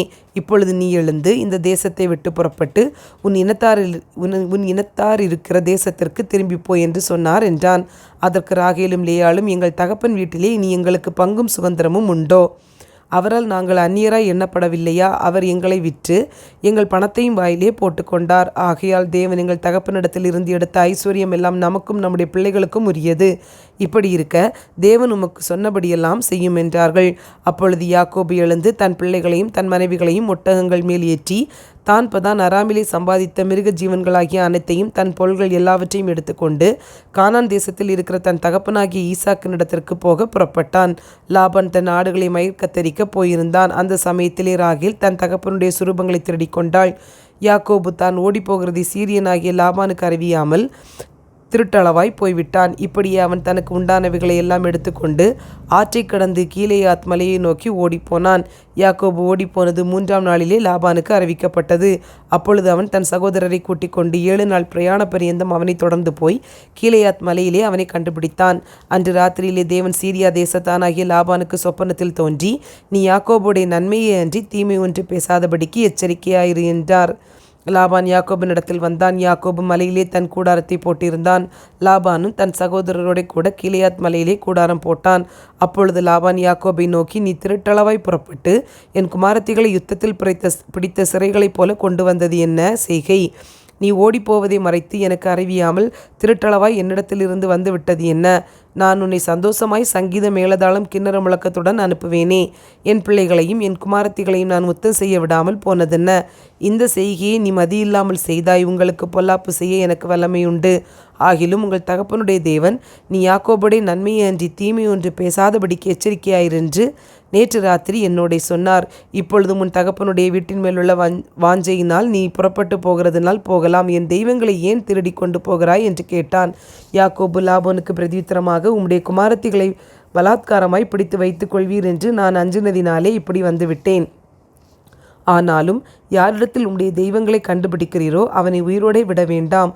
உம்முடைய பொருள்கள் ஏதாவது என் வசத்தில் உண்டானால் நீர் அதை நம்முடைய சகோதரருக்கு முன்பாக பரிசோதித்தறிந்து அதை எடுத்துக்கொள்ளும் என்றான். ராகேல் அவர்களை திருடி கொண்டு வந்ததை யாக்கோபு அறியாதிருந்தான். அப்பொழுது லாபான் யாக்கோபின் கூடாரத்திலும் லேயாளின் கூடாரத்திலும் 2 வேலைக்காரிகளின் கூடாரத்திலும் பிரவேசித்து பார்த்தும் ஒன்றும் கண்டுபிடிக்கவில்லை. பின்பு லேயாளின் கூடாரத்தை விட்டு ராகேலின் கூடாரத்துக்கு போனான். ராகேல் அந்த சுரூபங்களை எடுத்து ஒட்டக சேணத்தின் கீழ் வைத்து அதன் மேல் உட்கார்ந்திருந்தாள். லாபான் கூடாரம் எங்கும் தடவி பார்த்தும் அவைகளை கண்டுபிடிக்கவில்லை. அவள் தன் தகப்பனை நோக்கி, என் ஆண்டவனாகி உமக்கு முன்பாக நான் எழுந்திராததை குறித்து கோபம் கொள்ள வேண்டாம். ஸ்திரீகளுக்குள்ள வழிபாடு எனக்கு உண்டாயிருக்கிறது என்றாள். அப்படியே அவன் அந்த சுரூபங்களை தேடியும் கண்டுபிடிக்கவில்லை. அப்பொழுது யாக்கோபுக்கு கோபம் எழும்பி லாபானோட வாக்குவாதம் பண்ணி, நீர் என்னை இவ்வளவு உக்கிரமாய் தொடர்ந்து வரும்படிக்கு நான் செய்த தப்பிதம் என்ன? நான் செய்த துரோகம் என்ன? என் தட்டுமுட்டுகளை எல்லாம் தடவி பார்த்தீரே. உம்முடைய வீட்டு தட்டுமுட்டுகளில் என்னத்தை கண்டுபிடித்தீர்? அதை என்னுடைய சகோதரருக்கும் உம்முடைய சகோதரருக்கும் முன்பாக இங்கே வையும். அவர்கள் எனக்கும் உமக்கும் நடுத்தீர்க்கட்டும். இந்த 20 வருஷ காலமாய் நான் உம்மிடத்தில் இருந்தேன். உம்முடைய செம்மறியாடுகளும் வெள்ளாடுகளும் சினை அழியவில்லை. உம்முடைய மந்தையின் கடாக்களை நான் தின்னவில்லை. பீருண்டதை நான் உம்மிடத்திற்கு கொண்டு வராமல் அதற்காக நான் உத்தரவாதம் பண்ணினேன். பகலில் களவு போனதையும் இரவில் களவு போனதையும் என் கையிலே கேட்டு வாங்கினீர். பகலிலே வெயிலும் இரவிலே குளிரும் என்னை பட்சித்தது. நித்திரை என் கண்களுக்கு தூரமாய் இருந்தது. இவ்விதமாய் பாடுபட்டேன். இந்த 20 வருஷ காலமும் உம்முடைய வீட்டிலே இருந்தேன். 14 வருஷம் உம்முடைய 2 குமாரத்திகளுக்காகவும் 6 வருஷம் உம்முடைய மந்தைக்காகவும் உம்மிடத்தில் சேவித்தேன். 10 முறை என் சம்பளத்தை மாற்றினீர். என் பிதாவின் தேவனாகிய ஆபிரகாமின் தேவனும் ஈசாக்கின் பயபக்திக்குரியவரும் என்னோடு இராமற் போனால் நீர் இப்பொழுது என்னை வெறுமையாய் அனுப்பிவிட்டிருப்பீர். தேவன் என் சிறுமையையும் என் கை பிரயாசத்தையும் பார்த்து நேற்று ராத்திரி உம்மை கடிந்து கொண்டார் என்று சொன்னார். அப்பொழுது லாபான் யாக்கோபுக்கு பிரதித்திரமாக, இந்த குமாரத்திகள் என் குமாரத்திகள், இந்த பிள்ளைகள் என் பிள்ளைகள், இந்த மந்தை என் மந்தை, நீ காண்கிற யாவும் என்னுடையவைகள். என் குமாரத்திகளாகிய இவர்களையும் இவர்கள் பெற்ற பிள்ளைகளையும் இன்று நான் என்ன செய்யக்கூடும்? இப்பொழுதும் எனக்கும் உனக்கும் சாட்சியாய் இருக்கும் பொருட்டு நீயும் நானும் உடன்படிக்கை பண்ணிக்கொள்ள கடவோம் என்றான். அப்பொழுது யாக்கோபு ஒரு கல்லை எடுத்து அதை தூணாக நிறுத்தினான். பின்னும் தன் சகோதரரை பார்த்து, கற்களை குவியலாக சேருங்கள் என்றான். அவர்கள் கற்களை எடுத்து கொண்டு வந்து ஒரு குவியலாக்கி அந்த குவியலின் மேல் போஜனம் பண்ணினார்கள். லாபான் அதற்கு ஜகர்சகதூதா என்று பெயரிட்டான். யாக்கோபு அதற்கு கலையத் என்று பெயரிட்டான். இந்த குவியல் என்று எனக்கும் உனக்கும் சாட்சி என்று லாபான் சொன்னபடியினாலே அதன் பேர் கலையத் எனப்பட்டது. அல்லாமலும் அவன், நாம் ஒருவரை ஒருவர் விட்டு மறைந்த பின் நீ என் குமாரத்திகளை துயரப்படுத்தி அவர்களை எல்லாம் வேறே ஸ்திரீகளை விவாகம் பண்ணினாயானால் கர்த்தர் எனக்கும் உனக்கும் நடுநின்று கண்காணிக்க கடவர். நம்முடனே ஒருவரும் இல்லை. பார், தேவனே எனக்கும் உனக்கும் சாட்சி என்று சொன்னபடியால் அது மிஸ்பா என்னும் பெயர் பெற்றது. பின்னும் லாபான் யாக்கோபை நோக்கி, இதோ இந்த குவியலையும் எனக்கும் உனக்கும் நடுவாக நான் நிறுத்தின தூணையும் பார். தீங்கு செய்ய நான் இந்த குவியலை கடந்து உன்னிடத்திற்கு வராதபடிக்கும் நீ இந்த குவியலையும் இந்த தூணையும் கடந்து என்னிடத்துக்கு வராதபடிக்கும் இந்த குவியலும் சாட்சி, இந்த தூணும் சாட்சி. ஆபிரகாமின் தேவனும் நாகோரின் தேவனும் அவர்கள் பிதாக்களின் தேவனுமாயிருக்கிறவர் நமக்குள்ளே நடுநின்று நியாயம் தீர்ப்பாராக என்றான். அப்பொழுது யாக்கோபு தன் தகப்பனாகி ஈசாக்கின் பயபக்திக்குரியவர் மேல் ஆணையிட்டான். பின்பு யாக்கோபு மலை மேல் பலியிட்டு போஜனம் பண்ணும்படி தன் சகோதரரை அழைத்தான். அப்படியே அவர்கள் போஜனம் பண்ணி மலையிலே ராத்தங்கினார்கள். லாபான் அதிகாலமே எழுந்திருந்து தன் குமாரரையும் தன் குமாரத்திகளையும் முத்தம் செய்து அவர்களை ஆசீர்வதித்தான். பின்பு லாபான் புறப்பட்டு தன் இடத்துக்கு திரும்பி போனான். அதிகாரம் 32. யாக்கோபு பிரயாணம் பண்ணுகையில் தேவதூதர்கள் அவனை சந்தித்தார்கள். யாக்கோபு அவர்களை கண்டபோது, இது தேவனுடைய சேனை என்று சொல்லி அந்த ஸ்தலத்திற்கு மக்னாயிம் என்று பெயரிட்டான். பின்பு யாக்கோபு ஏதோம் சீமையாகிய சேயீர் தேசத்தில் இருக்கிற தன் சகோதரனாகிய ஏசாவினிடத்துக்கு போகும்படி ஆட்களை அழைப்பித்து, நீங்கள் என் ஆண்டவனாகிய ஏசாவினிடத்தில் போய், நான் இதுவரைக்கும் லாபானிடத்தில் தங்கியிருந்தேன் என்றும் எனக்கும் எருதுகளும் கழுதைகளும் ஆடுகளும் வேலைக்காரரும் வேலைக்காரிகளும் உண்டென்றும் உம்முடைய கண்களில் எனக்கு தயவு கிடைக்கத்தக்கதாக ஆண்டவனாகி உமக்கு இதை அறிவிக்கும்படி ஆட்களை அனுப்பினேன் என்றும் உம்முடைய தாசனாகி யாக்கோபு சொன்னான் என்று சொல்லும்படி கட்டளை கொடுத்து தனக்கு முன்னாக அவர்களை அனுப்பினான். அந்த ஆட்கள் யாக்கோபினிடத்துக்கு திரும்பி வந்து, நாங்கள் உம்முடைய சகோதரனாகி ஏசாவினிடத்துக்கு போய் வந்தோம். அவரும் 400 பேரோடே உம்மை எதிர்கொள்ள வருகிறார் என்றார்கள். அப்பொழுது யாக்கோபு மிகவும் பயந்து வியாகுலப்பட்டு தன்னிடத்தில் இருந்த ஜனங்களையும் ஆடு மாடுகளையும் ஒட்டகங்களையும் 2 பகுதியாக பிரித்து, ஏசா ஒரு பகுதியின் மேல் விழுந்து அதை முறிய அடித்தாலும் மற்ற பகுதி தப்பித்துக்கொள்ள இடம் உண்டு என்றான். பின்பு யாக்கோபு, என் தகப்பனாகிய ஆபிரகாமின் தேவனும் என் தகப்பனாகிய ஈசாக்கின் தேவனுமாயிருக்கிறவரே, உன் தேசத்துக்கும் உன் இனத்தாரிடத்துக்கும் திரும்பிப்போ, உனக்கு நன்மை செய்வேன் என்று என்னுடனே சொல்லியிருக்கிற கர்த்தாவே, அடியனுக்கு தேவரீர் காண்பித்த எல்லா தயவுக்கும் எல்லா சத்தியத்துக்கும் நான் எவ்வளவேனும் பாத்திரன் அல்ல. நான் கோலும் கையுமாய் இந்த யோர்தானை கடந்து போனேன். இப்பொழுது இவ்விரண்டு பரிவாரங்களையும் உடையவனானேன். என் சகோதரனாகிய ஏசாவின் கைக்கு என்னை தப்புவியும். அவன் வந்து என்னையும் பிள்ளைகளையும் தாய்மார்களையும் முறிய அடிப்பான் என்று அவனுக்கு நான் பயந்திருக்கிறேன். தேவரீரோ, நான் உனக்கு மெய்யாகவே நன்மை செய்து உன் சந்ததியை எண்ணி முடியாத கடற்கரை மணலைப் போல மிகவும் பெருக பண்ணுவேன் என்று சொன்னீரே என்றான். அன்று ராத்திரி அவன் அங்கே தங்கி தன் கைக்கு உதவினவைகளிலே தன் சகோதரனாகிய ஏசாவுக்கு வெகுமானமாக 200 வெள்ளாடுகளையும் 200 வெள்ளாட்டு கடாக்களையும் 200 செம்மறியாடுகளையும் 20 ஆட்டுக்கடாக்களையும் பால் கொடுக்கிற 30 ஒட்டகங்களையும் அவைகளின் குட்டிகளையும் 40 கடாரிகளையும் 10 காளைகளையும் 20 கோழிகை கழுதைகளையும் 10 கழுதை குட்டிகளையும் பிரித்தெடுத்து வேலைக்காரர் கையில் ஒவ்வொரு மந்தையை தனித்தனியாக ஒப்புவித்து, நீங்கள் மந்தைக்கு முன்னும் பின்னுமாக இடம் விட்டு எனக்கு முன்னாக ஓட்டி கொண்டு போங்கள். என்று தன் வேலைக்காரருக்கு சொல்லி, முன்னே போகிறவனை நோக்கி, என் சகோதரனாகி ஏசா உனக்கு எதிர்ப்பட்டு, நீ யாருடையவன்? எங்கே போகிறாய்? உனக்கு முன் போகிற மந்தை யாருடையது என்று உன்னை கேட்டால், நீ, இது உமது அடியாராகி யாக்கோபுடையது. இது என் ஆண்டவனாகி ஏசாவுக்கு அனுப்பப்படுகிற வெகுமதி. இதோ அவனும் எங்கள் பின்னே வருகிறான் என்று சொல் என்றான். 2ஆம் 3ஆம் வேலைக்காரரையும் மந்தைகளின் பின்னாலே போகிற அனைவரையும் நோக்கி, நீங்களும் ஏசாவை காணும்போது இந்த பிரகாரமாக அவனுடைய சொல்லி, இதோ உமது அடியானாகி யாக்கோபு எங்கள் பின்னாலே வருகிறான் என்றும் சொல்லுங்கள் என்று கட்டளையிட்டான். முன்னே வெகுமதியை அனுப்பி அவனை சாந்தப்படுத்தி கொண்டு, பின்பு அவன் முகத்தை பார்ப்பேன், அப்பொழுது ஒருவேளை என் பேரில் தயவாய் இருப்பான் என்றான். அந்தபடியே வெகுமதி அவனுக்கு முன் போயிற்று. அவனோ அன்று ராத்திரி பாளையத்திலே தங்கி ராத்திரியில் எழுந்திருந்து தன் 2 மனைவிகளையும் தன் 2 பணிவிடைக்காரிகளையும் தன்னுடைய 11 குமாரரையும் கூட்டிக் கொண்டு யாப்போக்கு அவர்களையும் சேர்த்து ஆற்றை கடக்க பண்ணி தனக்கு உண்டான யாவையும் அக்கறைப்படுத்தினான். யாக்கோபு பிந்தி தனித்திருந்தான். அப்பொழுது ஒரு புருஷன் பொழுது விடியும் அளவும் அவனுடனே போராடி அவனை மேற்கொள்ளாததைக் கண்டு அவனுடைய தொடைசந்தை தொட்டார். அதனாலே அவருடனே போராடுகையில் யாக்கோபின் தொடைசந்து சுளுக்கிற்று. அவர், நான் போகட்டும், பொழுது விடுகிறது என்றார். அதற்கு அவன், நீர் என்னை ஆசீர்வதித்தாலொழிய உம்மை போக விடேன் என்றான். அவர், உன் பேர் என்ன என்று கேட்டார். யாக்கோபு என்றான். அப்பொழுது அவர், உன் பேர் இனி யாக்கோபு எனப்படாமல் இஸ்ரவேல் எனப்படும், தேவனோடும் மனிதரோடும் போராடி மேற்கொண்டாயே என்றார். அப்பொழுது யாக்கோபு, உம்முடைய நாமத்தை எனக்கு அறிவிக்க வேண்டும் என்று கேட்டான். அதற்கு அவர், நீ என் நாமத்தை கேட்பானேன் என்று சொல்லி அங்கே அவனை ஆசீர்வதித்தார். அப்பொழுது யாக்கோபு, நான் தேவனை முகமுகமாய் கண்டேன், உயிர் தப்பி பிழைத்தேன் என்று சொல்லி அந்த ஸ்தலத்துக்கு பெனியேல் என்று பெயரிட்டான். அவன் பெனியேலை கடந்து போகையில் சூரியன் உதயமாயிற்று. அவன் தொடை சுளுக்கினதினாலே நொண்டி நொண்டி நடந்தான். அவர் யாக்கோபுடைய தொடைசந்து நரம்பை தொட்டபடியால் இஸ்ரவேல் புத்திரர் இந்நாள் வரைக்கும் தொடைசந்து நரம்பை புசிக்கிறதில்லை. அதிகாரம் 33. யாக்கோபு தன் கண்களை ஏறெடுத்து, இதோ ஏசாவும் அவனோட கூட 400 மனிதரும் வருகிறதைக் கண்டு பிள்ளைகளை லேயாளிடத்திலும் ராகேலிடத்திலும் 2 பணிவிடைக்காரிகளிடத்திலும் வெவ்வேறாக பிரித்து வைத்து, பணிவிடைக்காரிகளையும் அவர்கள் பிள்ளைகளையும் முதலிலும், லேயாளையும் அவள் பிள்ளைகளையும் இடையிலும், ராகேலையும் யோசேப்பையும் கடையிலும் நிறுத்தி, தான் அவர்களுக்கு முன்னாக கடந்து போய் 7 விசை தரை மட்டும் குனிந்து வணங்கி தன் சகோதரன் கிட்ட சேர்ந்தான். அப்பொழுது ஏசா எதிர்கொண்டு ஓடி வந்து அவனை தழுவி அவன் கழுத்தை கட்டி கொண்டு அவனை முத்தம் செய்தான். இருவரும் அழுதார்கள். அவன் தன் கண்களை ஏறெடுத்து ஸ்திரீகளையும் பிள்ளைகளையும் கண்டு, உன்னோடு இருக்கிற இவர்கள் யார் என்றான். அதற்கு அவன், தேவன் உமது அடியானுக்கு அருளின பிள்ளைகள் என்றான். அப்பொழுது பணிவிடைக்காரிகளும் அவர்கள் பிள்ளைகளும் சேர்ந்து வந்து வணங்கினார்கள். லேயாளும் அவள் பிள்ளைகளும் சேர்ந்து வந்து வணங்கினார்கள். பின்பு யோசேப்பும் ராகேலும் சேர்ந்து வந்து வணங்கினார்கள். அப்பொழுது அவன், எனக்கு எதிர்கொண்டு வந்த அந்த மந்தையெல்லாம் என்னத்துக்கு என்றான். அதற்கு அவன், என் ஆண்டவனுடைய கண்களில் எனக்கு தயவு கிடைக்கிறதற்கு என்றான். அதற்கு ஏசா, என் சகோதரனே, எனக்கு போதுமானது உண்டு, உன்னுடையது உனக்கு இருக்கட்டும் என்றான். அதற்கு யாக்கோபு, அப்படியல்ல, உம்முடைய கண்களில் எனக்கு தயவு கிடைத்ததேயானால் என் வெகுமதியை என் கையிலிருந்து ஏற்றுக்கொள்ளும்.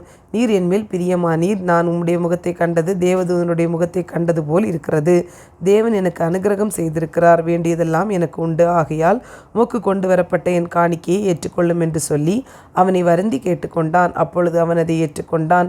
பின்பு அவன், நாம் புறப்பட்டு போவோம், வா, நான் உனக்கு முன் நடப்பேன் என்றான். அதற்கு அவன், பிள்ளைகள் இளம் பிள்ளைகள் என்றும் கறவையான ஆடு மாடுகள் என்னிடத்தில் இருக்கிறது என்றும் என் ஆண்டவனுக்கு தெரியும். அவைகளை ஒரு நாளாவது துரிதமாய் ஓட்டினால் மந்தையெல்லாம் ஆண்டு போம். என் ஆண்டவனாகிய நீர் உமது அடியானுக்கு முன்னே போம். நான் சேயீருக்கு என் ஆண்டவனிடத்தில் வருமளவும் எனக்கு முன் நடக்கிற மந்தைகளின் கால்நடைக்கும் பிள்ளைகளின் கால்நடைக்கும் தக்கதாக மெதுவாய் அவைகளை நடத்தி கொண்டு வருகிறேன் என்றான். அப்பொழுது ஏசா, என்னிடத்தில் இருக்கிற ஜனங்களில் சிலரை நான் உன்னிடத்தில் நிறுத்திவிட்டு போகட்டுமா என்றான். அதற்கு அவன், அது என்னத்திற்கு? என் ஆண்டவனுடைய கண்களில் எனக்கு தயவு கிடைத்ததானால் மாத்திரம் போதும் என்றான். அன்றைய தினம் ஏசா திரும்பி தான் வந்த வழியே சேயீருக்கு போனான். யாக்கோபு சுக்கோத்திற்கு பிரயாணம் பண்ணி தனக்கு ஒரு வீடு கட்டி தன் மிருக ஜீவன்களுக்கு கொட்டாரங்களை போட்டான். அதனாலே அந்த ஸ்தலத்திற்கு சுக்கோத் என்று பெயரிட்டான். யாக்கோபு பதான் அராமில் இருந்து வந்த பின் கானான் தேசத்தில் இருக்கிற சாலேம் என்னும் சீகேமுடைய பட்டணத்திற்கு அருகே சென்று பட்டணத்திற்கு எதிரே கூடாரம் போட்டான். தான் கூடாரம் போட்ட வெளியின் நிலத்தை சீகேமின் தகப்பனாகிய எமோரியனின் புத்திரர் கையிலே 100 வெள்ளிக்காசுக்கு கொண்டு அங்கே ஒரு பலிபீடத்தை கட்டி அதற்கு ஏல் எல்லோகே இஸ்ரவேல் என்று பெயரிட்டான். சங்கீதம் அதிகாரம் 9. கர்த்தாவே, என் முழு இருதயத்தோடும் உம்மை துதிப்பேன்.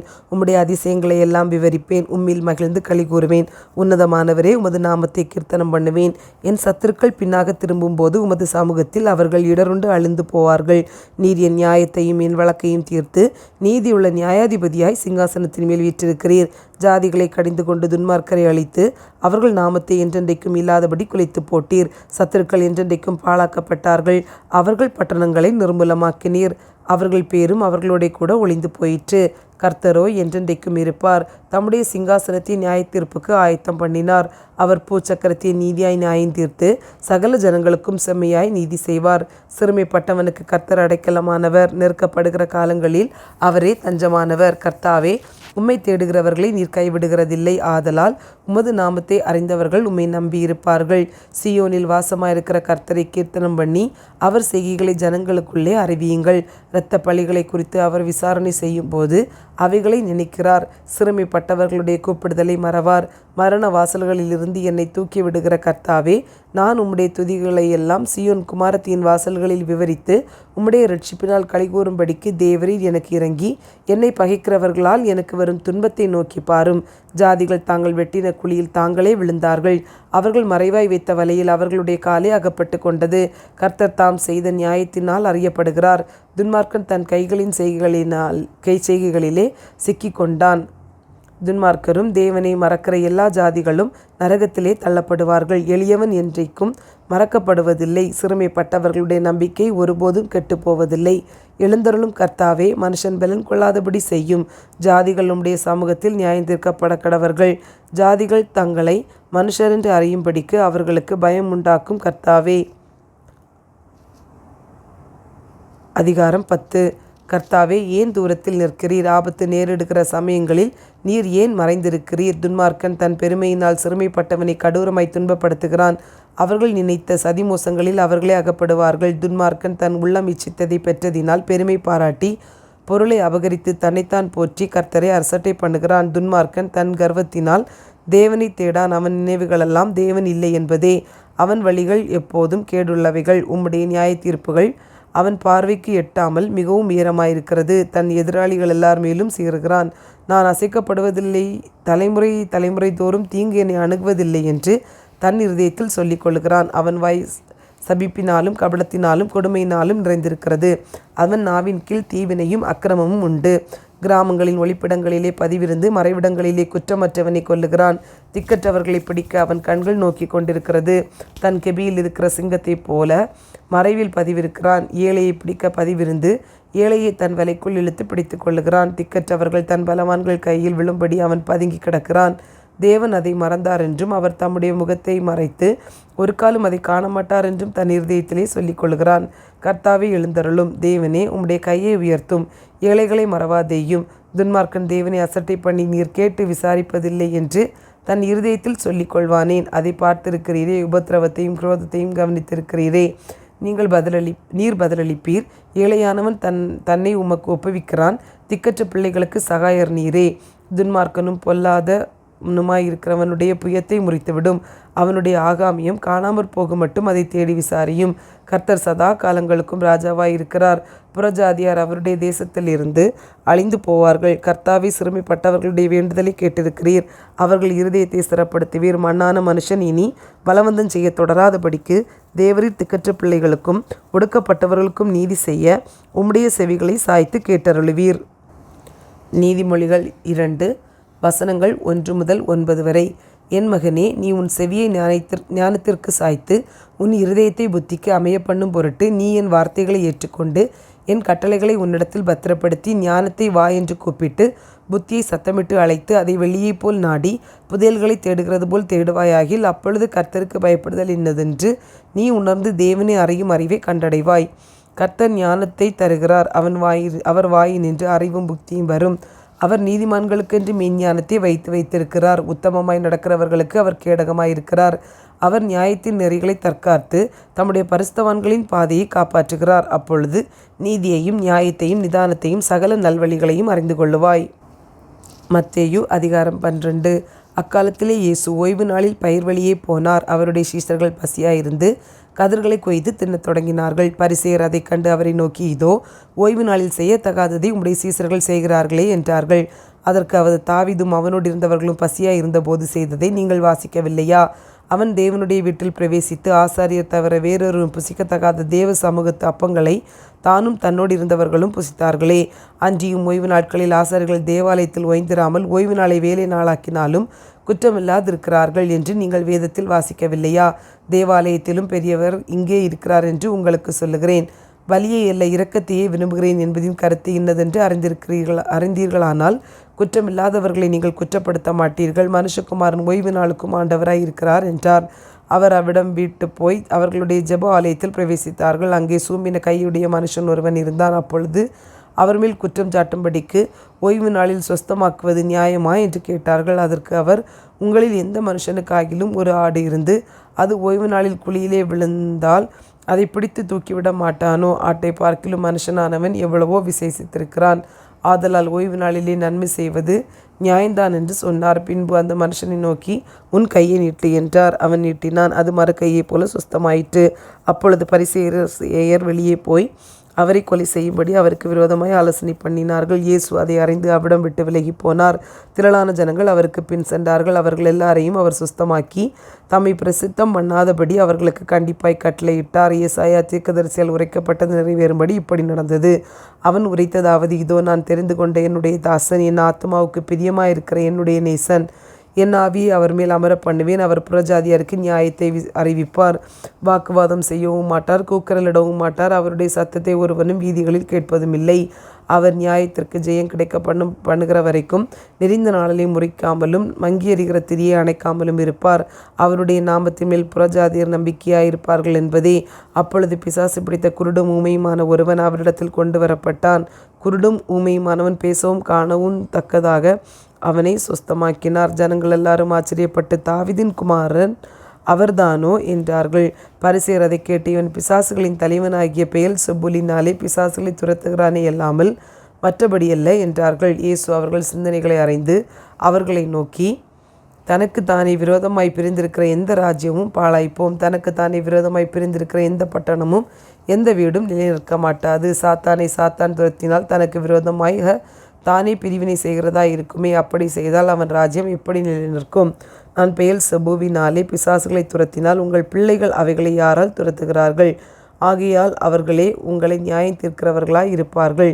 நான் தேவனுடைய ஆவியினாலே பிசாசுகளை துரத்துகிறபடியால் தேவனுடைய ராஜ்யம் உங்களிடத்தில் வந்திருக்கிறதே. அன்றியும் பலவானை முந்தி கட்டினால் ஒழிய பலவானுடைய வீட்டுக்குள் ஒருவன் புகுந்து அவன் உடைமைகளை எப்படி கொள்ளையிடக்கூடும்? கட்டினானேயாகில் அவன் வீட்டை கொள்ளையிடலாம். என்னோட இராதவன் எனக்கு விரோதியாய் இருக்கிறான், என்னோட சேர்க்காதவன் சிதறடிக்கிறான். ஆதலால் நான் உங்களுக்கு சொல்லுகிறேன், எந்த பாவமும் எந்த தூஷணமும் மனுஷருக்கு மன்னிக்கப்படும், ஆவியானவருக்கு விரோதமான தூஷணமோ மனுஷருக்கு மன்னிக்கப்படுவதில்லை. எவனாகிலும் மனுஷகுமாரனுக்கு விரோதமான வார்த்தை சொன்னால் அது அவனுக்கு மன்னிக்கப்படும். எவனாகிலும் பரிசுத்த ஆவிக்கு விரோதமாக பேசினால் அது இம்மையிலும் மறுமையிலும் அவனுக்கு மன்னிக்கப்படுவதில்லை. மரம் நல்லதென்று அதன் கனியும் நல்லதென்று சொல்லுங்கள், மரம் கெட்டதென்றால் அதன் கனியும் கெட்டதென்று சொல்லுங்கள். மரமானது அதன் கனியினால் அறியப்படும். விரியன் பாம்பு குட்டிகளே, நீங்கள் பொல்லாதவர்களாய் இருக்க நலமானவைகளை எப்படி பேசுவீர்கள்? இருதயத்தின் நிறைவினால் வாய் பேசும். நல்ல மனுஷன் இருதயமாகிய நல்ல பொக்கிஷத்தில் இருந்து நல்லவைகளை எடுத்து காட்டுகிறான். பொல்லாத மனுஷன் பொல்லாத பொக்கிஷத்தில் இருந்து பொல்லாதவைகளை எடுத்து காட்டுகிறான். மனுஷர் பேசும் வீணான வார்த்தைகள் யாவையும் குறித்து நியாய தீர்ப்பு நாளிலே கணக்கொப்புவிக்க வேண்டும் என்று உங்களுக்கு சொல்லுகிறேன். ஏனெனில் உன் வார்த்தைகளினாலே நீதிமான் என்று தீர்க்கப்படுவாய், அல்லது உன் வார்த்தைகளினாலே குற்றவாளி என்று தீர்க்கப்படுவாய். அப்பொழுது வேத பாரகரிலும் பரிசேயரிலும் சிலர் அவரை நோக்கி, போதகரே, உம்மால் ஒரு அடையாளத்தை காண விரும்புகிறோம் என்றார்கள். அவர்களுக்கு அவர் பிரதித்திரமாக, இந்த பொல்லாத விபச்சார சந்ததியார் அடையாளத்தை தேடுகிறார்கள். ஆனால் யோனா தீர்க்கதரிசியின் அடையாளமே அன்றி வேறே அடையாளம் இவர்களுக்கு கொடுக்கப்படுவதில்லை. யோனா இரவும் பகலும் 3 நாள் ஒரு பெரிய மீனின் வயிற்றில் இருந்தது போல மனுஷகுமாரனும் இரவும் பகலும் 3 நாள் பூமியின் இருதயத்தில் இருப்பார். யோனாவின் பிரசங்கத்தை கேட்டு நினிவே பட்டணத்தார் மனம் திரும்பினார்கள். இதோ, யோனாவிலும் பெரியவர் இங்கே இருக்கிறார். ஆதலால் நியாயத்தீர்ப்பு நாளிலே நினிவே பட்டணத்தார் இந்த சந்ததியாரோடெழுந்து நின்று இவர்கள் மேல் குற்றம் சுமத்துவார்கள். தென் தேசத்து ராஜஸ்திரி பூமியின் எல்லைகளிலிருந்து சாலமோனுடைய ஞானத்தை கேட்க வந்தாள். இதோ சாலமோனிலும் பெரியவர் இங்கே இருக்கிறார். ஆதலால் நியாய தீர்ப்பு நாளிலே அந்த ராஜஸ்திரி இந்த சந்ததியாரோடிருந்து நின்று இவர்கள் மேல் குற்றம் சுமத்துவாள். அசுத்த ஆவி ஒரு மனுஷனை விட்டு புறப்படும் போது வறண்ட இடங்களில் அலைந்து இளைப்பாறுதல் தேறியும் கண்டடையாமல் நான் விட்டு வந்த என் வீட்டுக்கு திரும்பி போவேன் என்று சொல்லி அங்கே வந்து அந்த வீடு வெறுமையாகவும் பெருக்கி ஜோடிக்கப்பட்டதாகவும் இருக்க கண்டு திரும்பி போய் தன்னிலும் பொல்லாத வேறு 7 ஆவிகளை தன்னோட கூட்டிக் கொண்டு வந்து உட்புகுந்து அங்கே குடியிருக்கும். அப்பொழுது அந்த மனுஷனுடைய முன்னிலைமையிலும் அவன் பின்னிலைமை அதிக கேடுள்ளதாக இருக்கும். அப்படியே இந்த பொல்லாத சந்ததியாருக்கும் சம்பவிக்கும் என்றார். இப்படி அவர் ஜனங்களுடைய பேசுகையில் அவருடைய தாயாரும் சகோதரரும் அவரிடத்தில் பேச வேண்டும் என்று வெளியே நின்றார்கள். அப்பொழுது ஒருவன் அவரை நோக்கி, உம்முடைய தாயாரும் உம்முடைய சகோதரரும் உம்முடைய பேச வேண்டும் என்று வெளியே நிற்கிறார்கள் என்றான். தம்மிடத்தில் இப்படி சொன்னவனுக்கு அவர் பிரதித்திரமாக, என் தாயார் யார், என் சகோதரர் யார் என்று சொல்லி தம்முடைய கையை தமது சீசர்களுக்கு நேரே நீட்டி, இதோ என் தாயும் என் தகப்பனும் இவர்களே, பரலோகத்தில் இருக்கிற என் பிதாவின் சித்தத்தின்படி செய்கிறவன் எவனோ அவனே எனக்கு சகோதரனும் சகோதரியும் தாயுமாய் இருக்கிறான். அதிகாரம் 13. இயேசு அன்றைய தினமே வீட்டிலிருந்து புறப்பட்டு போய் கடலோரத்திலே உட்கார்ந்தார். திரளான ஜனங்கள் அவரிடத்தில் கூடி வந்தபடியால் அவர் படவில் ஏறி உட்கார்ந்தார். ஜனங்கள் எல்லாரும் கரையிலே நின்றார்கள். அவர் அநேக விசேஷங்களை ஊமைகளாக அவர்களுக்கு சொன்னார். கேளுங்கள். விதைக்கிறவன் ஒருவன் விதைக்க புறப்பட்டான். அவன் விதைக்கையில் சில விதை வழி அருகே விழுந்தது. பறவைகள் வந்து அதை பட்சித்து போட்டது. சில விதை அதிக மண்ணில்லாத கற்பாரிடங்களில் விழுந்தது. மண் ஆழமாயிராததினால் அது சீக்கிரமாய் முளைத்தது. வெயில் ஏறின போதோ தீந்து போய் வேர் இல்லாமையால் உலர்ந்து போயிற்று. சில விதை முள்ளுள்ள இடங்களில் விழுந்தது. முள் வளர்ந்து அதை நெருக்கி போட்டது. சில விதையோ நல்ல நிலத்தில் விழுந்து சிலது 100ஆகவும் சிலது 60ஆகவும் சிலது 30ஆகவும் பலன் தந்தது. கேட்கிறவனுக்கு காதுள்ளவன் கேட்க கடவன் என்றார். அப்பொழுது சீசர்கள் அவரிடத்தில் வந்து, ஏன் அவர்களுடைய ஊமைகளாக பேசுகிறீர் என்று கேட்டார்கள். அவர்களுக்கு அவர் பிரதித்திரமாக, பரலோக ராஜ்யத்தின் ரகசியங்களை அறியும்படி உங்களுக்கு அருளப்பட்டது, அவர்களுக்கோ அருளப்படவில்லை. உள்ளவன் எவனோ அவனுக்கு கொடுக்கப்படும், இல்லாதவன் எவனோ அவனிடத்தில் உள்ளதும் எடுத்து கொள்ளப்படும். அவர்கள் கண்டும் காணாதவர்களாயும் கேட்டும் கேளாதவர்களாயும் உணர்ந்து கொள்ளாதவர்களாயும் ஊமைகளாக உணர்ந்து கொள்ளாதவர்களாயும் இருக்கிறபடியால் நான் ஊமைகளாக அவர்களோட பேசுகிறேன். ஏசாயாவின் தீர்க்க தரிசனம் அவர்களிடத்தில் நிறைவேறுகிறது. அதாவது, காதார கேட்டும் உணராதிருப்பீர்கள், கண்ணார கண்டும் அறியாதிருப்பீர்கள். இந்த ஜனங்கள் கண்களினால் காணாமலும் காதுகளினால் கேட்காமலும் இருதயத்தினால் உணர்ந்து திரும்பாமலும் நான் அவர்களை ஆரோக்கியமாக்காமல் இருக்கும்படியாக அவர்கள் இருதயம் கொழுந்திருக்கிறது. காதால் மந்தமாய் கேட்டு தங்கள் கண்களை மூடிக்கொண்டார்கள் என்பதே. உங்கள் கண்கள் காண்கிறதினாலும் உங்கள் காதுகள் கேட்கிறதினாலும் அவைகள் பாக்கியமுள்ளவைகள். அநேக தீர்க்கதரிசிகளும் நீதிமான்களும் நீங்கள் காண்கிறவைகளை காணவும் நீங்கள் கேட்கிறவைகளை கேணவும் விரும்பியும் காணாமலும் கேளாமலும் போனார்கள். மெய்யாகவே உங்களுக்கு சொல்லுகிறேன். ஆகையால் விதைக்கிறவனை பற்றிய ஊமையை கேளுங்கள். ஒருவன் ராஜ்யத்தின் வசனத்தை கேட்டும் உணராதிருக்கும் போது பொல்லாங்கன் வந்து அவன் இருதயத்தில் விதைக்கப்பட்டதை பறித்து கொள்ளுகிறான். அவனோ வழியருகே விதைக்கப்பட்டவன், கற்பாறை இடங்களில் விதைக்கப்பட்டவன். வசனத்தை கேட்டு உடனே அதை சந்தோஷத்தோடு ஏற்றுக்கொள்ளுகிறவன் ஆகிலும் தனக்குள்ளே வேறில்லாதவனாய் கொஞ்ச காலத்திலே மாத்திரம் நிலைத்திருப்பான். வசனத்தின் நிமித்தம் உபத்திரமும் துன்பமும் உண்டான உடனே இடர் அடைவான்.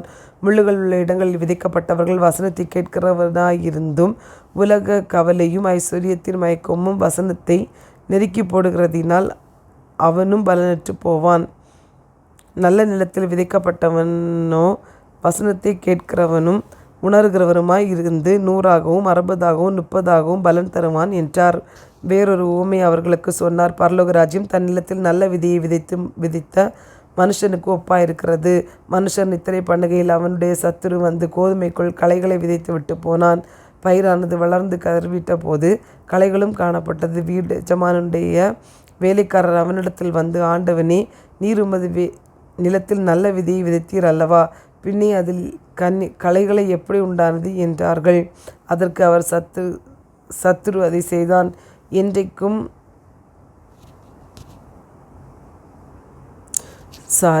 செய்தான்.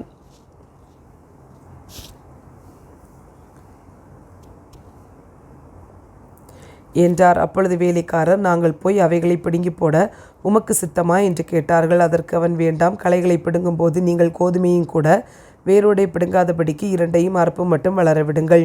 அறுப்பு காலத்தில் நான் அறுக்கிறவர்களை நோக்கி, முதலாவது களைகளை பிடுங்கி அவைகளை சுட்டடிக்கிறதற்கு கட்டுகளாக கட்டுங்கள், கோதுமையையோ என் களஞ்சியத்தில் சேர்த்து வையுங்கள் என்பேன் என்று சொன்னான் என்றார். வேறொரு உவமை அவர்களுக்கு சொன்னார். பரலோகராஜ்யம் கடுகு விதைக்கு ஒப்பாயிருக்கிறது. அதை ஒரு மனுஷனுக்கு எடுத்து தன் நிலத்தில் விதைத்தான். அது சகல விதைகளிலும் சிறியதாயினும் வளரும்போது சகல பூண்டுகளிலும் பெரியதாகி ஆகாயத்து பறவைகள் அதன் கிளைகளில் வந்து அடையத்தக்கதாக மரமாகும் என்றார். வேறொரு உவமை அவர்களுக்கு சொன்னார். பரலோகராஜ்யம் புளித்த மாவுக்கு ஒப்பாயிருக்கிறது. அதை ஒரு ஸ்திரீ எடுத்து முழுவதும் புளிக்கும் வரைக்கும் 3 படி மாவிலே அடக்கி வைத்தாள் என்றார். இவைகளையெல்லாம் இயேசு ஜனங்களுடைய ஊமைகளாக பேசினார். ஊமைகளினாலே என்று அவர்களுடைய பேசவில்லை. என் வாயி ஊமைகளினால் திறப்பேன், உலக தோற்றம் முதல் மறைபொருளானவைகளை வெளிப்படுத்துவேன் என்று தீர்க்கதரிசியால் உரைக்கப்பட்டது நிறைவேறும்படி இப்படி நடந்தது. அப்பொழுது இயேசு ஜனங்களை அனுப்பிவிட்டு வீட்டுக்கு போனார். அவருடைய சீசர்கள் அவரிடத்தில் வந்து, நிலத்தின் கனிகளை பற்றிய ஊமையை எங்களுக்கு வெளிப்படுத்த வேண்டும் என்று கேட்டார்கள். அவர் பிரதித்திரமாக, நல்ல விதையை விதைக்கிறவன் மனுஷகுமாரன், நிலம் உலகம். நல்ல விதை ராஜ்யத்தின் புத்திரர், களைகள் பொல்லாங்கனுடைய புத்திரர். அவைகளை விதைக்கிற சத்துரு பிசாசு. அறுப்பு உலகத்தின் முடிவு. அறுக்கிறவர்கள் தேவதூதர்கள். ஆதலால் களைகளை சேர்த்து அக்கினியால் சுட்டரிக்கிறது போல இவ்வுலகத்தின் முடிவிலே நடக்கும்.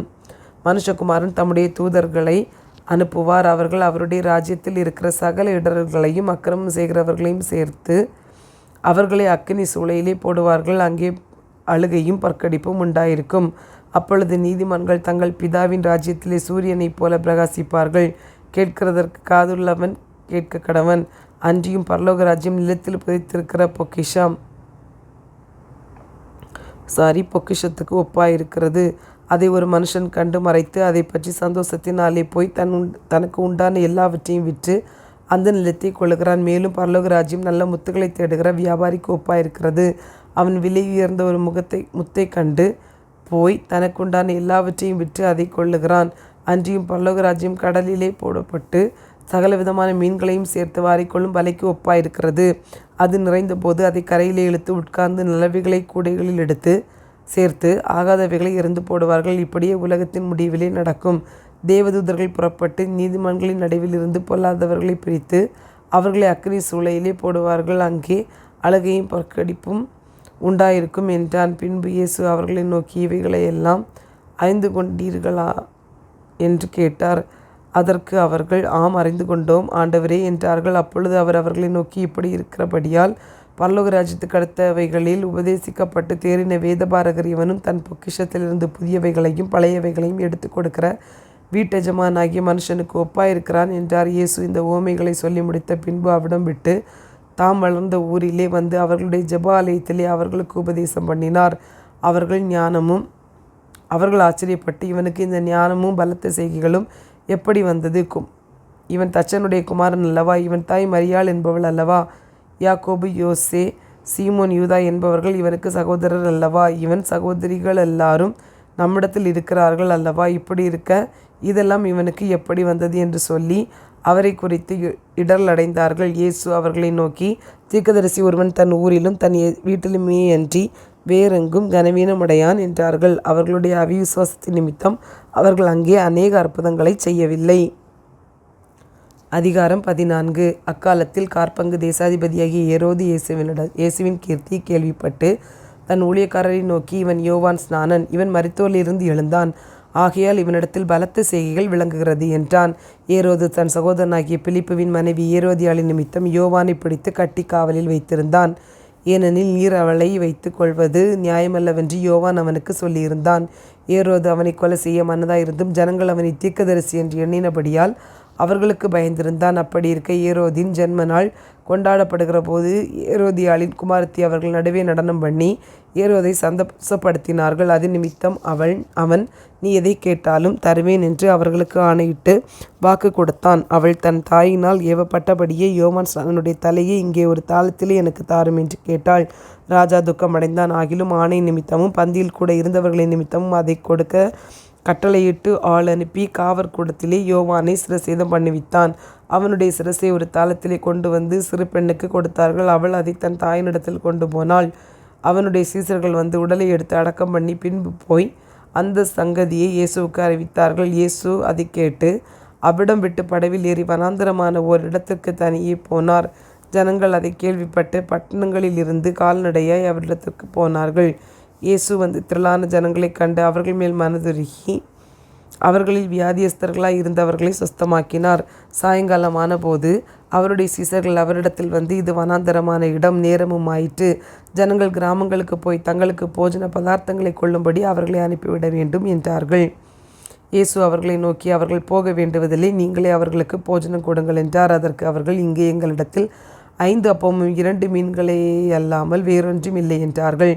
அவைகளை என்னிடத்தில் கொண்டு வாருங்கள் என்றார். அப்பொழுது அவர் ஜனங்களை புல்லின் மேல் பந்தியிருக்க கட்டளையிட்டு அந்த 5 அப்பங்களையும் அந்த 2 மீன்களையும் ஆசீர்வதித்து வானத்தை அண்ணாந்து பார்த்து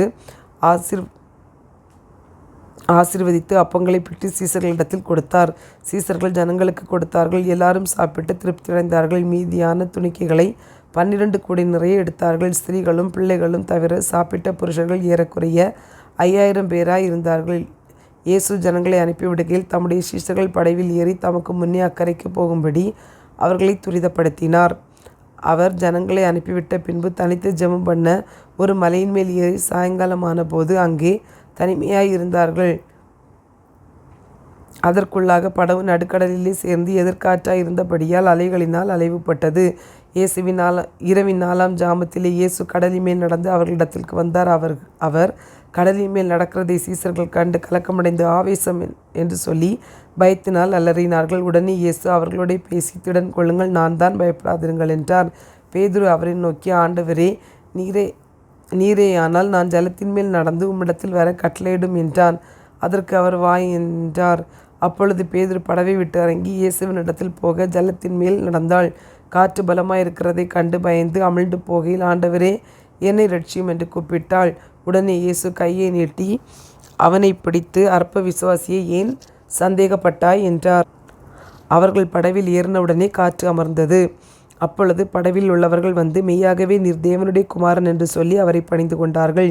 பின்பு அவர்கள் கடலை கடந்து கெனசரேத்து நாட்டில் சேர்ந்தார்கள். அவ்விடத்து மனுஷர் அவரை இன்னார் என்று அறிந்து சுற்றுப்புறமெங்கும் செய்தி அனுப்பி பிணியாளிகள் எல்லாரையும் அவரிடத்தில் கொண்டு வந்து அவருடைய வஸ்திரத்தின் ஓரத்தை ஆகிலும் அவர்கள் தொடும்படி உத்தரவாக வேண்டுமென்று அவரை வேண்டிக் கொண்டார்கள். தொட்ட யாவரும் சுஸ்தமானார்கள். அதிகாரம் 15. அப்பொழுது எருசலேமில் இருந்து வந்த வேதபாரகரும் பரிசேயரும் இயேசுவினிடத்தில் வந்து, உம்முடைய சீசர்கள் முன்னோர்களின் பாரம்பரியத்தை ஏன் மீறி நடக்கிறார்கள்? கை கழுவாமல் போஜனம் பண்ணுகிறார்களே என்றார்கள். அதற்கு அவர் பிரதியுத்தரமாக, நீங்கள் உங்கள் பாரம்பரியத்தினாலே தேவனுடைய கற்பனையை ஏன் மீறி நடக்கிறீர்கள்? உன் தகப்பனையும் உன் தாயையும் கனமண்ணுவாயாக என்றும் தகப்பனையாவது தாயையாவது நிந்திக்கிறவன் கொல்லப்பட வேண்டும் என்றும் தேவன் கற்பித்திருக்கிறாரே. நீங்களோ எவனாகிலும் தகப்பனையாவது தாயையாவது நோக்கி, உனக்கு நான் செய்யத்தக்க உதவி எது உண்டோ அதை காணிக்கையாக கொடுக்கிறேன் என்று சொல்லி தன் தகப்பனையாவது தன் தாயையாவது கனமண்ணாமற் போனாமலும் அவனுடைய கடமை தீர்ந்ததென்று போதித்து உங்கள் பாரம்பரியத்தினாலே தேவனுடைய கற்பனையை அவமாக்கி வருகிறீர்கள். மாயக்காரரே, உங்களை குறித்து இந்த ஜனங்கள் தங்கள் வாயினால் என்னிடத்தில் சேர்ந்து தங்கள் உதடுகளினால் என்னை கனம் பண்ணுகிறார்கள். அவர்கள் இருதயமோ எனக்கு தூரமாய் விலகி இருக்கிறது. மனுஷருடைய கற்பனைகளை உபதேசங்களாக போதித்து வீணாய் எனக்கு ஆராதனை செய்கிறார்கள் என்று ஏசாயா தீர்க்கதரிசி நன்றாய் சொல்லியிருக்கிறான் என்றார். பின்பு அவர் ஜனங்களை வரவழைத்து அவர்களை நோக்கி, நீங்கள் கேட்டு உணருங்கள். வாய்க்குள்ளே போகிறது மனுஷனை தீட்டுப்படுத்தாது, வாயிலிருந்து புறப்படுகிறதே மனுஷனை தீட்டுப்படுத்தும் என்றார். அப்பொழுது அவருடைய சீஷர்கள் அவரிடத்தில் வந்து, பரிசேயர் இந்த வசனத்தை கேட்டு இடரல் அடைந்தார்கள் என்று அறிவீரா என்றார்கள். அவர் பிரதித்திரமாக, என் பரமபிதா நடாத நாற்றெல்லாம் வேரோடே பிடுங்கப்படும், அவர்களை விட்டுவிடுங்கள். அவர்கள் குருடருக்கு வழிகாட்டுகிற குருடராய் இருக்கிறார்கள். குருடனுக்கு குருடன் வழிகாட்டினால் இருவரும் குழியிலே விழுவார்கள் என்றார். அப்பொழுது பேதுரு அவரை நோக்கி, இந்த ஊமையை எங்களுக்கு வெளிப்படுத்த வேண்டும் என்றான். அதற்கு இயேசு, நீங்களும் இன்னும் உணர்வில்லாதவர்களாய் இருக்கிறீர்களா? வாய்க்குள்ளே போகிறதெல்லாம் வயிற்றில் சென்று ஆசன வழியாய் கழிந்து போம் என்பதை நீங்கள் இன்னும் அறியவில்லையா?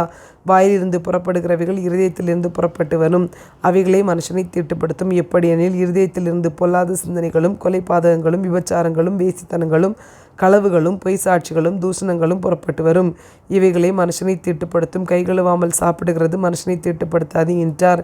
பின்பு இயேசு அவ்விடம் விட்டு புறப்பட்டு தீரு சீதோன் பட்டணங்களின் திசைகளுக்கு போனார். அப்பொழுது அந்த திசைகளில் குடியிருக்கிற கானானிய ஸ்திரீ ஒருத்தி அவரிடத்தில் வந்து, ஆண்டவரே, தாவீதின் குமாரனே, எனக்கு இரங்கும், என் மகள் பிசாசினால் கொடிய வேதனைப்படுகிறாள் என்று சொல்லி கூப்பிட்டாள். அவளுக்கு பிரதியுத்தரமாக அவர் ஒரு வார்த்தையும் சொல்லவில்லை. அப்பொழுது அவருடைய சீஷர்கள் வந்து, இவள் நம்மை பின்தொடர்ந்து கூப்பிடுகிறாளே, இவளை அனுப்பிவிடும் என்று அவரை வேண்டிக் கொண்டார்கள். அதற்கு அவர், காணாமற் போன ஆடுகளாகிய இஸ்ரவேல் வீட்டாரிடத்திற்கு அனுப்பப்பட்டேனே என்று மற்றபடியல்ல என்றார். அவள் வந்து, ஆண்டவரே, எனக்கு உதவி செய்யும் என்று அவரை பணிந்து கொண்டாள். அவர் அவனை நோக்கி, பிள்ளைகளின் அப்பத்தை எடுத்து நாய்க்குட்டிகளுக்கு போடுகிறது நல்லதல்ல என்றார். அதற்கு அவள், மெய்தான் ஆண்டவரே, ஆகிலும் நாய்க்குட்டிகள் தங்கள் எஜமான்களின் மேஜையிலிருந்து விழும் துணிக்கைகளை தின்னுமே என்றாள். இயேசு அவளுக்கு பிரதித்திரமாக, ஸ்திரீயே, உன் விசுவாசம் பெரிது, நீ விரும்புகிறபடி உனக்காக கடவது என்றார். அந்நேரமே அவள் மகள் ஆரோக்கியமாகினாள். இயேசு அவ்விடம் விட்டு புறப்பட்டு கலிலேயா கடலருகே வந்து ஒரு மலையின் மேல் ஏறி அங்கே உட்கார்ந்தார். அப்பொழுது சப்பானிகள், குருடர், ஊமையர், ஊனர் முதலிய அநேகரை திரளான ஜனங்கள் கூட்டிக் கொண்டு இயேசுவினிடத்தில் வந்து அவர்களை அவர் பாதத்திலே வைத்தார்கள். அவர்களை அவர் சொஸ்தப்படுத்தினார். ஊமையர் பேசுகிறதையும், ஊனர் சொஸ்தமடைகிறதையும், சப்பானிகள் நடக்கிறதையும், குருடர் பார்க்கிறதையும் ஜனங்கள் கண்டு ஆச்சரியப்பட்டு இஸ்ரவேலின் தேவனை மகிமைப்படுத்தினார்கள்.